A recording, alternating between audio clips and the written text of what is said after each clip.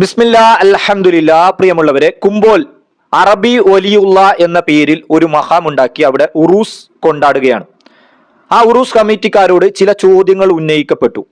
നിങ്ങൾക്ക് അവിടെ അറബിക്കടലിൽ നിന്ന് കയ്യോ കാലോ, ഒരു മനുഷ്യന്റെ കയ്യോ കാലോ ലഭിച്ചത് കൊണ്ട്, അറബിക്കടലിൽ നിന്ന് ലഭിച്ചത് കൊണ്ട് അറബി എന്ന് പേരിട്ട് അവിടെ നിങ്ങൾ ഒരു ജാറം ഉണ്ടാക്കി എന്നല്ലാതെ ആ ജാറത്തിനകത്ത് പരിപൂർണ ഒരു മനുഷ്യൻ പോലും ഇല്ല.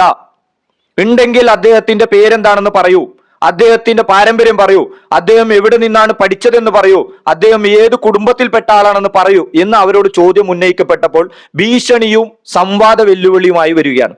സഹോദരന്മാരെ, നിങ്ങളൊന്ന് ചിന്തിക്കേണ്ടത്, നിങ്ങൾ ഇത് അള്ളാഹു സുബ്ഹാനഹു തആലയുടെ മതത്തിലേക്ക് ചേർത്തിക്കൊണ്ടാണ് ഇത് പറയുന്നുള്ളത്. അതുകൊണ്ടാണ് ചോദ്യം ചെയ്യപ്പെടുന്നുള്ളത്.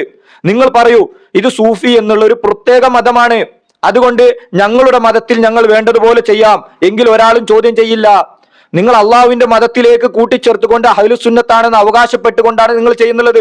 ഇത് പ്രവാചക കൽപ്പനയ്ക്കെതിരാണ്. ഖബർ കെട്ടിപ്പൊക്കാൻ പാടില്ല. റസൂൽ സല്ലല്ലാഹു അലൈഹി വസല്ലം വിരോധിച്ച കാര്യമാണ്. അവിടേക്ക് പാവപ്പെട്ട ആ ചുറ്റുപാടുള്ള മുസ്ലിം ഉമ്മത്ത് പണം എന്തിനാണ് നൽകുന്നത് അറിയോ?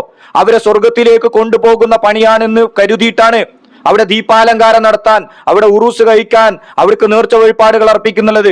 അതിനകത്തൊരു മനുഷ്യനുണ്ട്, അദ്ദേഹം അള്ളാഹുവിന്റെ വലിയാണ്. അദ്ദേഹത്തെ പ്രീതിപ്പെടുത്തി കഴിഞ്ഞാൽ അള്ളാഹുവിൽ അവർക്ക് ശുപാർശക്കാരാവും, അള്ളാഹുവിൽ നിന്ന് വാങ്ങിത്തരും, അള്ളാഹുവിലേക്ക് ഏറ്റവും അടുത്ത ആളുകളാണ് എന്നുള്ള വ്യാമോഹം വെച്ച് പുലർത്തിക്കൊണ്ടാണ് അവർക്ക് പണം നൽകുന്നുള്ളത്.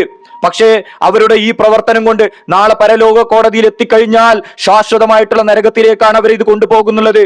അത് ശിർക്കൻ വിശ്വാസമാണ്, അത് തൗഹീദിനെതിരാണ്, അത് ബിദ്അത്താണ്, പ്രവാചകൻ സല്ലല്ലാഹു അലൈഹി വസല്ലം പഠിപ്പിക്കാത്ത കാര്യമാണ് എന്ന് ജനങ്ങളെ ഉത്ബോധരാക്കേണ്ടത് ഒരു സത്യവിശ്വാസിയുടെ നിർബന്ധ ബാധ്യതയാണ്. ഇവിടെ നിങ്ങൾ ഭീഷണിപ്പെടുത്തുകയാണെങ്കിൽ നോക്കൂ, സത്യം എന്നൊക്കെ പറഞ്ഞിട്ടുണ്ടോ ആ കാലഘട്ടത്തിലൊക്കെ ഭീഷണി നേരിടേണ്ടി വന്നിട്ടുണ്ട്. അള്ളാഹു സുബ്ഹാനഹു തആല അംഗീകരിച്ചു എന്ന് പറയുകയും പ്രവാചകന്മാരിൽ നിന്നും വേദഗ്രന്ഥത്തിൽ നിന്നും തെറ്റിപ്പോയ ആളുകളാണ് യഥാർത്ഥത്തിൽ സത്യവിശ്വാസികൾക്ക് എന്നും ഭീഷണിയായിട്ടുള്ളത്. നോക്കൂ, ഇസ്രായേലരുടെ ചരിത്രം പരിശോധിച്ചു കഴിഞ്ഞാൽ ഒരുപാട് പ്രവാചകന്മാരുടെ അവരെ കൊന്നിട്ടുണ്ട്. അവരുടെ വാദം എന്തായിരുന്നു? ഞങ്ങൾ അള്ളാഹുവിലേക്ക് ഏറ്റവും അടുത്ത ആളുകളാണ്, ഞങ്ങൾക്ക് ഒരുപാട് അനുഗ്രഹങ്ങൾ അള്ളാഹു നൽകിയിട്ടുണ്ട് എന്നാണ് ഇസ്രായേൽ വാദിച്ചത്. അബ്ദുല്ലാഹി ഇബ്നു സലാം റളിയല്ലാഹു അൻഹു ജൂത പുരോഹിതനായിരുന്നു. റസൂൽ സല്ലല്ലാഹു അലൈഹി വസല്ലമയുടെ അടുക്കൽ വന്ന് ഇസ്ലാം സ്വീകരിക്കുന്നതിന് മുമ്പ് ജൂതന്മാരുടെ കൂട്ടത്തോട് റസൂൽ സല്ലല്ലാഹു അലൈഹി വസല്ലം ചോദിച്ച ഒരു ചോദ്യമുണ്ട്. അബ്ദുല്ലാഹി ഇബ്നു സലാം എങ്ങാനും ഇസ്ലാം സ്വീകരിച്ചാൽ എന്തായിരിക്കും നിങ്ങളുടെ അഭിപ്രായം എന്ന്. അപ്പോൾ അവർ പറഞ്ഞത്, ആ ജൂതന്മാർ പറഞ്ഞത്, അള്ളാഹു സുബ്ഹാനഹു തആല അദ്ദേഹത്തെ അതിൽ നിന്ന് രക്ഷിക്കട്ടെ. റസൂൽ സല്ലല്ലാഹു അലൈഹി വസല്ലമയെ പിൻപറ്റുന്നതിൽ നിന്നും പരിശുദ്ധ മുസ്ലിം ഇസ്ലാമിലേക്ക് വരുന്നതിൽ നിന്നും അള്ളാഹു സംരക്ഷിക്കട്ടെ എന്നാണ്. നോക്കൂ, മക്കത്തെ മുശ്രിക്കുകളുടെ വിശ്വാസം എന്തായിരുന്നു? ലാത്ത മഹാനായ വ്യക്തി ഔലിയ എന്ന് അവര് അദ്ദേഹത്തെ കണ്ടു. എന്തായിരുന്നു അദ്ദേഹത്തെ അള്ളാഹുവിന്റെ വലിയായിട്ട് അവർ കാണാനുള്ള കാരണം?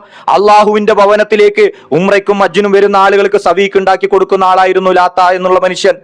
അദ്ദേഹത്തെ അള്ളാഹുവിലേക്ക് അടുത്ത ആളായി അവർ കണ്ടതുകൊണ്ട് അള്ളാഹുവിൽ നിന്ന് ഞങ്ങൾക്ക് ശുപാർശ ചെയ്ത് വാങ്ങിത്തരും, അള്ളാഹുവിലേക്ക് ഞങ്ങൾ അടുപ്പിക്കും എന്ന വ്യാമോഹം വെച്ച് പുലർത്തിക്കൊണ്ട് അവര് അള്ളാഹുവിനോട് ചോദിക്കേണ്ടത് ലാത്തയോട് ചോദിച്ചു അള്ളാഹുവിൽ നിന്ന് വാങ്ങിത്തരാൻ.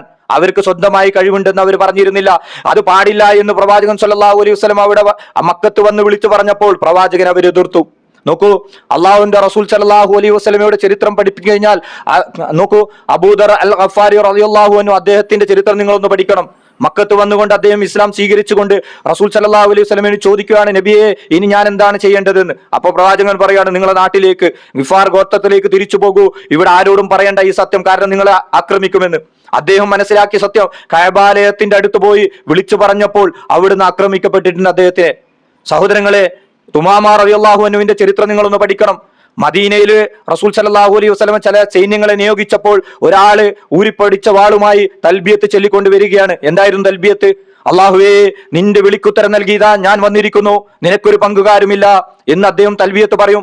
ചില പദങ്ങൾ കൂടി അദ്ദേഹം കൂട്ടി പറയും. ചില ആളുകളുണ്ട്, അള്ളാഹുവിൽ നിന്ന് ഞങ്ങൾക്ക് ശുപാർശ ചെയ്ത് വാങ്ങിത്തരുന്ന ആളുകൾ, അള്ളാഹുവിലേക്ക് ഞങ്ങൾ അടുപ്പിക്കുന്ന ആളുകൾ, അവർക്ക് സ്വന്തമായി കഴിവില്ല റബ്ബേ, നീ ഉടമപ്പെടുത്തിയ ആളുകളാണ്, നീ കൊടുത്ത കഴിവാണ് അവർക്ക്.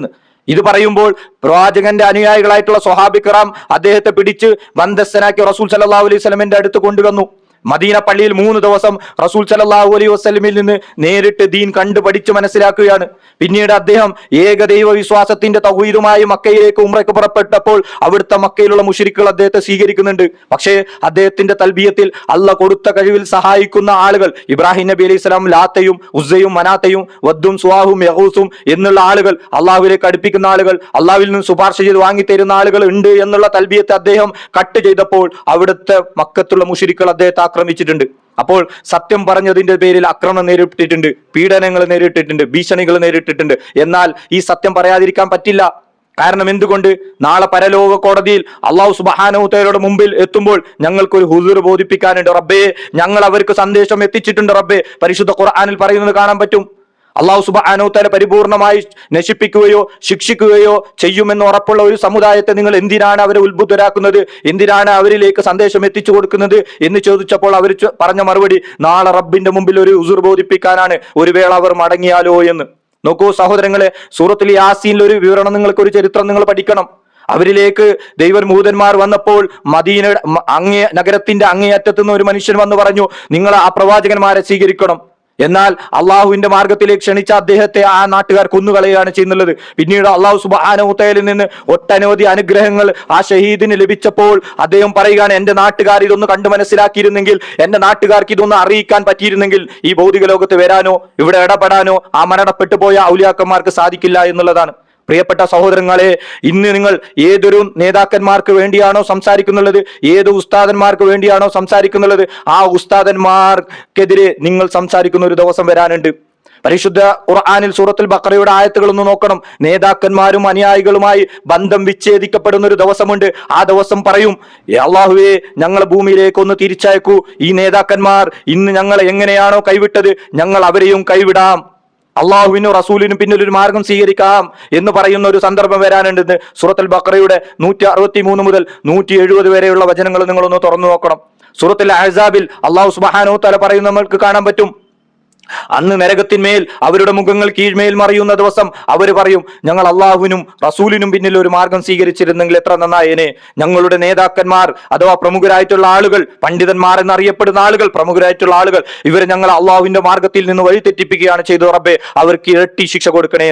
സൂറത്തുൽ ഫുർഖാനിൽ പറയുന്നുണ്ട്, അള്ളാഹുവിനും റസൂലിനും പിന്നിൽ ഒരു മാർഗം സ്വീകരിക്കുക. അതുപോലെ തന്നെ ഇന്ന വ്യക്തിയെ ഞാൻ കൂട്ടുകാരനായി തെരഞ്ഞെടുത്തിരുന്നെങ്കിൽ ആ വ്യക്തി എനിക്ക് സത്യം പറഞ്ഞു തന്നിരുന്നു, അള്ളാഹുവിന്റെ ഖുർആനിലേക്ക് ക്ഷണിച്ചിരുന്നു, റസൂൽ സല്ലല്ലാഹു അലൈഹി വസല്ലമയുടെ അധ്യാപനത്തിലേക്ക് ക്ഷണിച്ചിരുന്നു, പക്ഷെ ഞങ്ങൾ ഭീഷണിപ്പെടുത്തുകയാണ് അദ്ദേഹത്തെ ചെയ്തത്. പക്ഷെ സഹോദരങ്ങളെ, വിരൽ കടിക്കേണ്ട ആ ദിവസം രക്ഷപ്പെടാൻ വേണ്ടി ഇതൊന്നും ഇസ്ലാമിന്റെ സംസ്കാരമല്ല. എന്നാൽ ഇവിടെ ഈ സഹോദരൻ പറയുന്നുണ്ട്, അഷ്റഫ് കക്കുംപടി വെല്ലുവിളിച്ചിട്ടുണ്ട്. നോക്കൂ, ഇത് അഷ്റഫ് കക്കുംപടിയുടെ സ്ക്രീൻഷോട്ടാണ്. ഷഹാദത്ത് വചനത്തിന്റെ റുക്കുനുകളും ശുറൂത്തുകളും ചോദിച്ചപ്പോൾ ബ്ലോക്ക് ആക്കി മുങ്ങുകയാണ് ചെയ്തിട്ടുള്ളത്. അദ്ദേഹത്തിന് പോലും ഷഹാദത്തിന്റെ റുക്കുനുകളും ഷുറൂത്തുകളും അതിന്റെ പരിശുദ്ധ ഖുർആന്റെ ആയത്തിന്റെയും ഹദീസിന്റെയും വെളിച്ചത്തിൽ പറഞ്ഞു തരാൻ പറ്റുന്നില്ല.